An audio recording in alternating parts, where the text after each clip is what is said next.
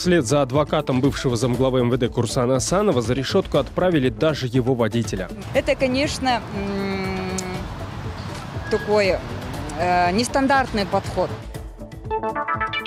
Китайские инвесторы будут разрабатывать золотое месторождение в Таджикистане. Речь идет минимум о 50 тоннах драгметалла. Они поощряют коррупцию для того, чтобы побольше накопить в казну Китая дешевые ресурсы. Купите 2 коровы и продавайте молоко. Такой совет дал своим согражданам Нурсултан Назарбаев. Так сколько же стоит 2 коровы? Репортаж со скотного рынка. За корову просят 300-350 тысяч тенге. При покупке и продаже. Это существенные деньги. Чтобы купить 2 коровы, нужно около 1 миллиона. В прямом эфире информационная программа «Настоящее время Азия». В бишкекской студии я, Шавкат Тургаев. Здравствуйте. В Бишкеке задержали водителя бывшего замминистра внутренних дел. Он проходит подозреваемым по делу о злоупотреблении должностными полномочиями. Свидетелем в рамках этого же дела проходит и сам бывший заместитель главы МВД. Речь идет о генерале, который проводил переговоры с Алмазбеком Атамбаевым во время штурма его дома в начале августа. Подробнее расскажет Джибек Бигалиев. Водителя, теперь уже бывшего министра внутренних дел Курсана Асанова даже успели отправить в СИЗО ГКНБ. Задержан он в рамках дела по факту злоупотребления должностным положением. Вот что об этом говорят в военной прокуратуре Кыргызстана.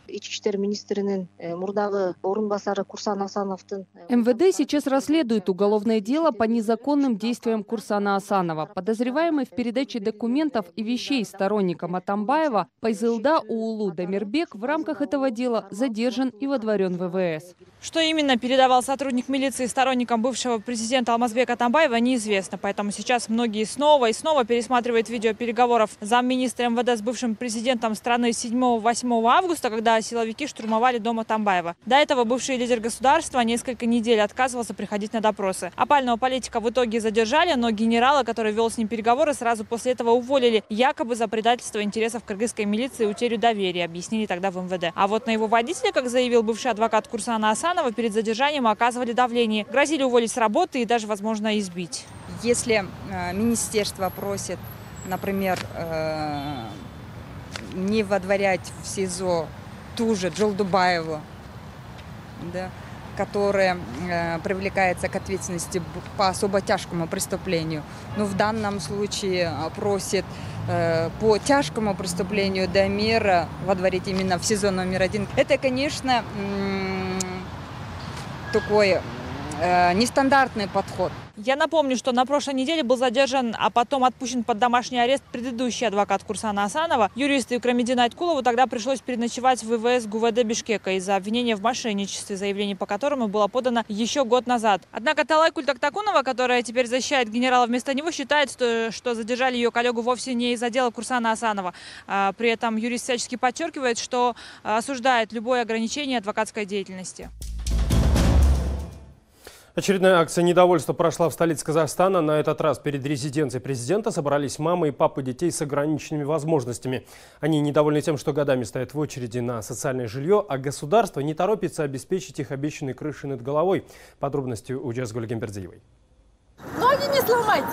Завтра инвалидам будет государство наплевать на вас будет. Родители детей с ограниченными возможностями подходят к аккорде резиденции президента Казахстана. Тут же к ним подбегают ОМОНовцы и полицейские, загораживая им путь. Я мать-одиночка, у меня нет возможности работать, потому что моему ребенку требуется постоянное внимание. Мне сказали, вы не пройдете по программе, но мы в этой категории есть. Есть и в списке семей, воспитывающих детей с ограниченными возможностями. Но нам говорят, что мы не пройдем. К собравшимся недовольным родителям вышли представители правительства. Чиновники, как обычно, пригласили всех зайти в здание министерства. При этом пытались успокоить собравшихся, поясняя им, что соответствующие госорганы уже решают их вопрос. Наше предложение увеличить количество жилья, выдаваемого семьям, воспитывающим детей с ограниченными возможностями, до 20%. Семьям, в которых есть дети с ограниченными возможностями, неполным семьям, сейчас выделено 50 миллиардов тенге для выдачи 6 тысяч квартир по программе. Сейчас эти дома уже выдаются на облегченных условиях. Встреча с представителями 2 министерств продлилась больше часа. Родители остались недовольными ее результатами. ақшаларыңызды жинадыңыздар. Если вы сюда пойдете, вам скажут: нет, ваш сын мальчик, вы не можете лежать в одной комнате с мальчиком. Ребенок, который не может двигаться, не будет же один лежать. Это пустой разговор, чтобы не дать квартиру. Собравшиеся рассказали чиновникам о том, что просят выдать им хотя бы однокомнатные квартиры. Но директор жилищного фонда Нурсулу Кожахметова заявила, что это невозможно по закону. По закону Государственный жилищный фонд не может выдать однокомнатную квартиру, если в ней будут проживать 3, 4, 5 человек, потому что это состав семьи. Даже если есть согласие, мы не можем нарушать закон. Пришедшие высказали мнение, что государство обязано оказывать помощь семьям с детьми с ограниченными возможностями. Это можно назвать геноцидом. Наши специалисты, врачи не учились. Наше государство впустую на них деньги потратило. Наши дети остались виноватыми. Мы даже не можем сказать, что Бог виноват, потому что у 90% детей родовая травма. У моего ребенка родовая травма. Сам невропатолог написал, это травма, полученная при родах. Это опять же государство виновато. Правильно? По официальным данным, в Казахстане в очереди на квартиру стоят более 500 тысяч человек. За последние 6 лет нуждающихся в социальных квартирах стало больше на 300 тысяч. Только в столице в очереди на жилье стоят более 45 тысяч казахстанцев. Жазгуль Гимбердиева, Оркен Жоямерген, Ганизат Оспанов. Настоящее время. Азия. В Нью-Йорке группа выходцев из Казахстана провела акцию в поддержку соотечественников, которые на родине находятся в тюрьмах и признаны правозащитниками и политическими заключенными. Активисты собрались на одной из центральных площадей Таймс-сквер на Манхэттене и развернули баннер с надписью на английском языке «Free all political prisoners in Kazakhstan» – «Свободу всем политическим заключенным в Казахстане». Собравшиеся также скандировали этот лозунг.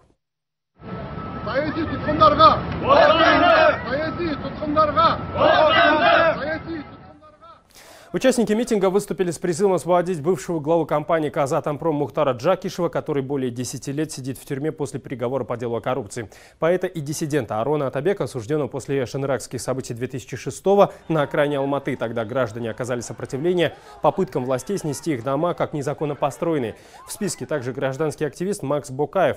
В 2016 году в Атырау он участвовал в митинге против правительственной земельной реформы. Также участники акции выступили за прекращение дел в отношении Оксаны Шевчук, Гульзипы Джукеровой и Жазиры Демевой, 3 матерей, содержащихся в Алматинском СИЗО по делу о причастности к запрещенному в Казахстане движению «Демократический выбор».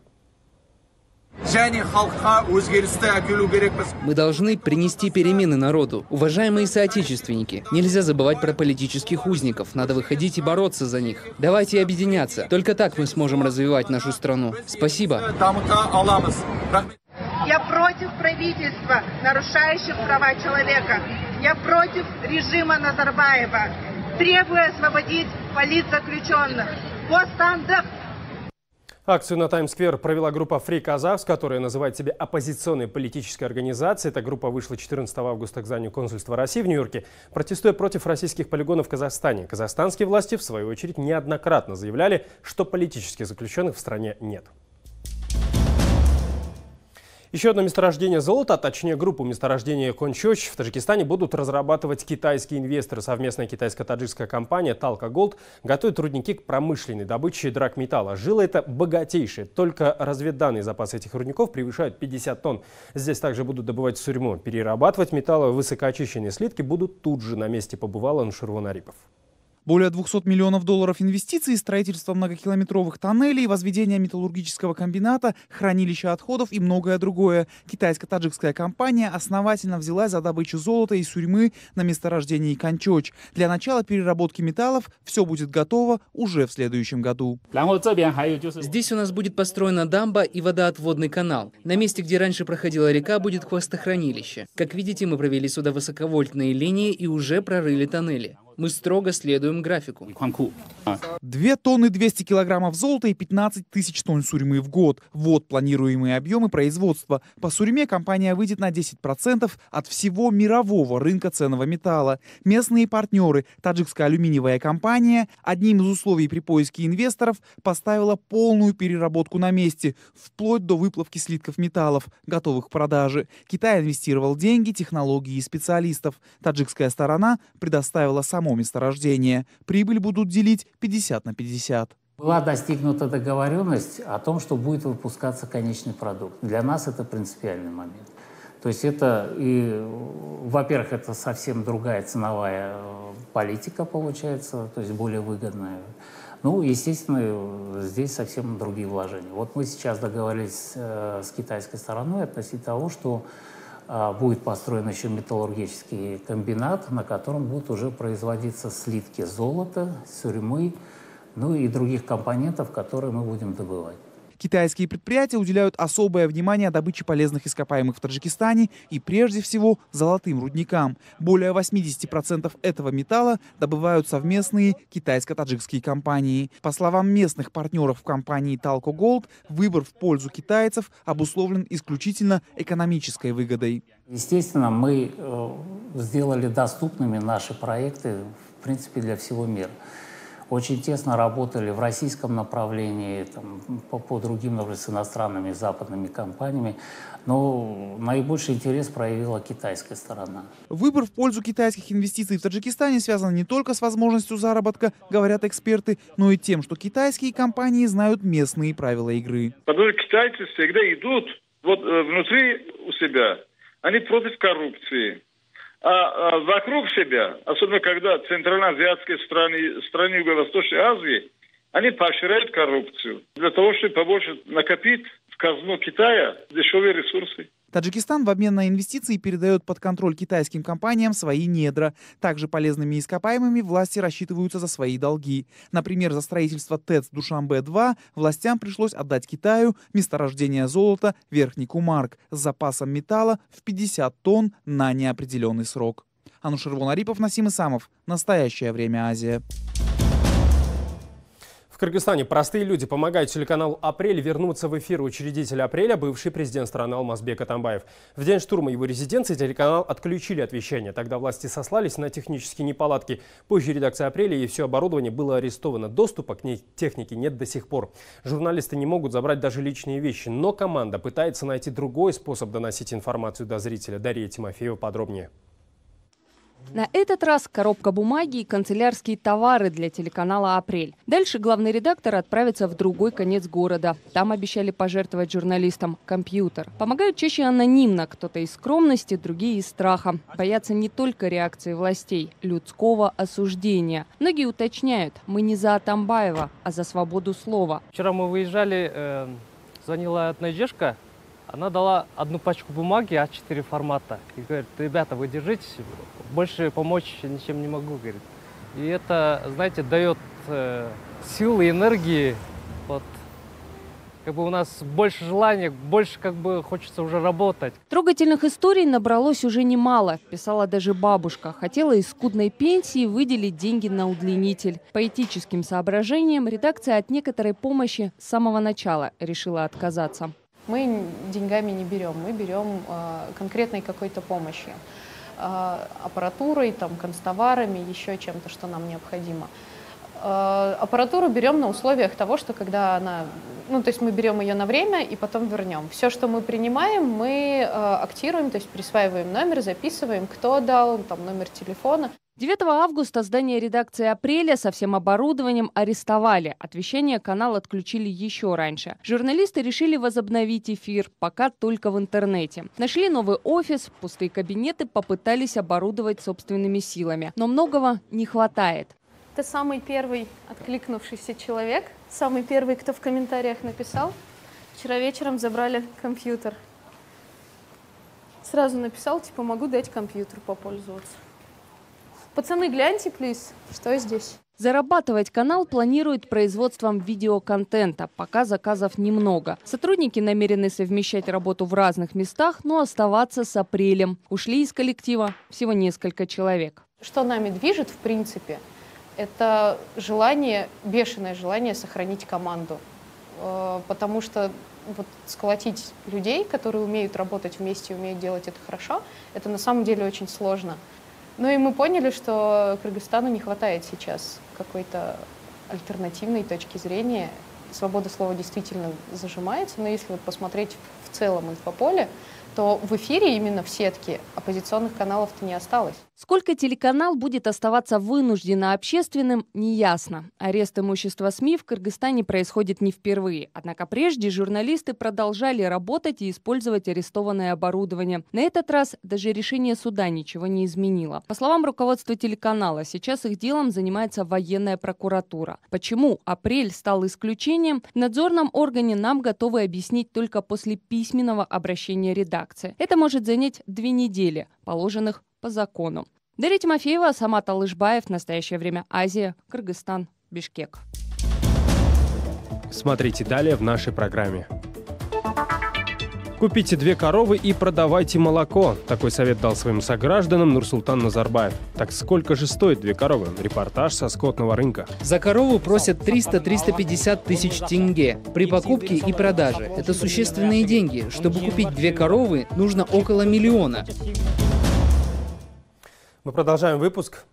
В заповедниках Северо-Казахстанской области не хватает егерей. В регионе 6 государственных природных заповедников и 46 охотхозяйств. Территорию учреждения по охране и воспроизводству животного мира «Красный Бор», площадь которого превышает 60 тысяч гектаров, охраняют всего 5 инспекторов. Тимур Айтмухамбет продолжит.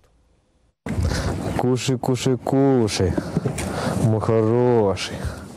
Обитателей дикой природы в этом заповеднике охраняют 5 егерей. Самый молодой из них – 19-летний Александр Лобойкин. Говорит, что начал работать в заповеднике 7 месяцев назад.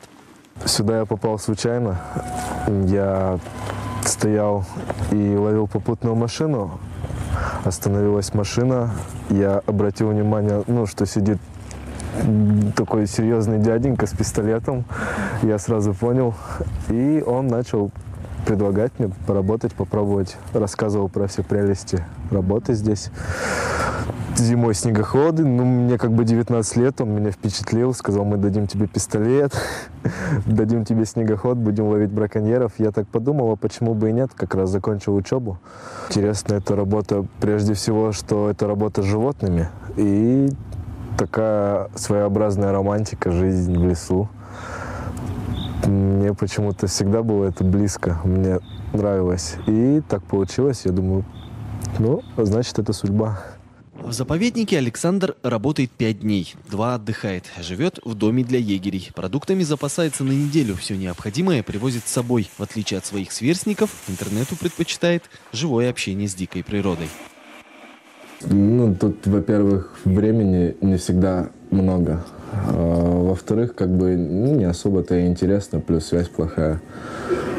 По необходимости, если есть необходимость, полчаса в день можно посвятить, взять телефон, по каким-то важным делам, может быть, новости просмотреть, погоду, и все в основном.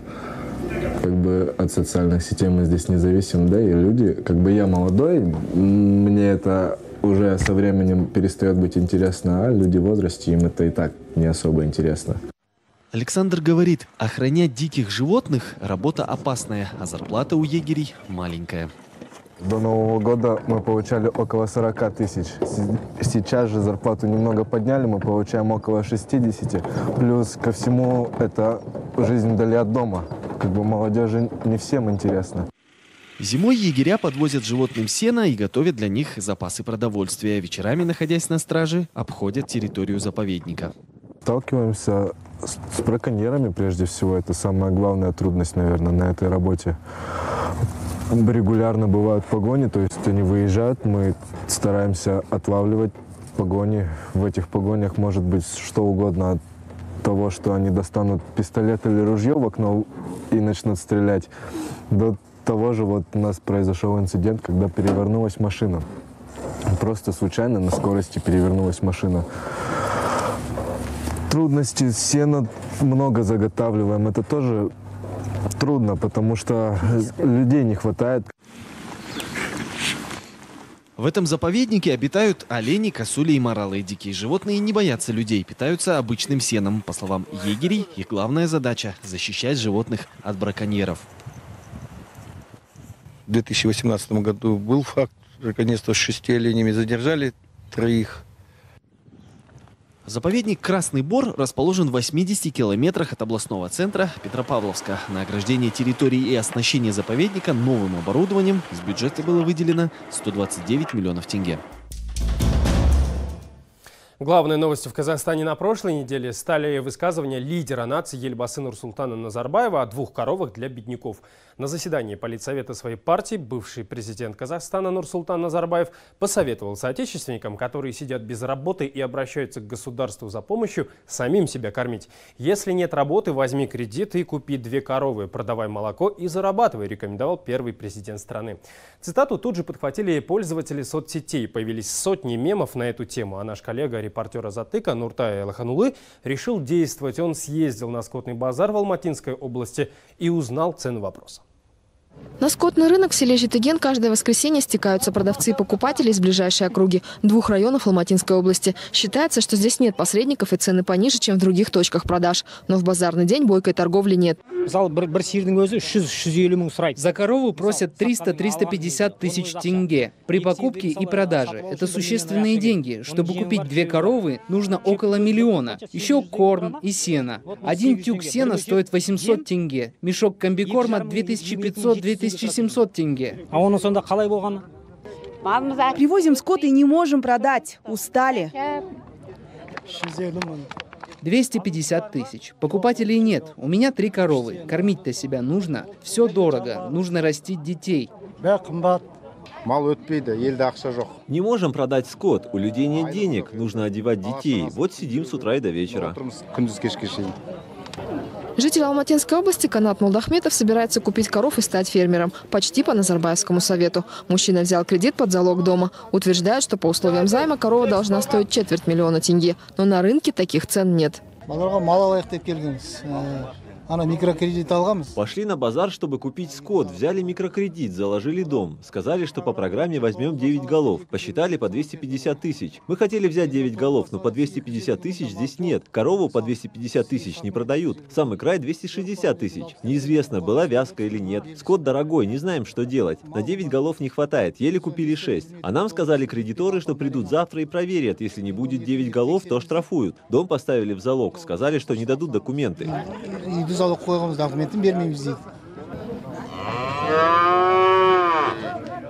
6-месячного теленка продают по 150-180 тысяч тенге. 1,5-годовалую буренку по 240-250 тысяч. Цена за дойную корову выше 350 тысяч. Торговцы говорят, что в прошлом году корову продавали на 50-100 тысяч тенге дешевле. На территории Узбекистана найден древний город Александрия Аксианская. По крайней мере, на этом настаивает в правительстве Узбекистана. Город был утерян более 2000 лет назад и обнаружен в городище Кампертипа в Сурхандаринской области. Ученые и власти Узбекистана отмечают, что у них есть вся необходимая доказательная база, которая подтверждает, что это именно Александрия Аксианская. Археологи и правительство страны называют открытие грандиозным. Оно поможет привлечь ученых и туристов со всего мира. Александрия Аксианская упоминается только в исторических книгах, но на протяжении 2000 лет никто не знал, где находится этот город. В 1972 году узбекистанский академик Эдуард Ртвеладзе во время раскопок в Кампертипе обнаружил руины древнего города. Утверждается, что ученый нашел ряд доказательств, что это руины именно Александрии. Исторические источники указывают, что город на Амударе, Александрия Аксианская, был восточной защитной крепостью греко-бактрийского государства, которая была основана Александром Македонским. Это были все новости, о которых мы хотели вам рассказать. Смотрите нас в социальных сетях, в эфире своих национальных телеканалов и в прямом эфире круглосуточного телеканала «Настоящее время» в Ютубе. Мы встретимся с вами завтра. Всего доброго.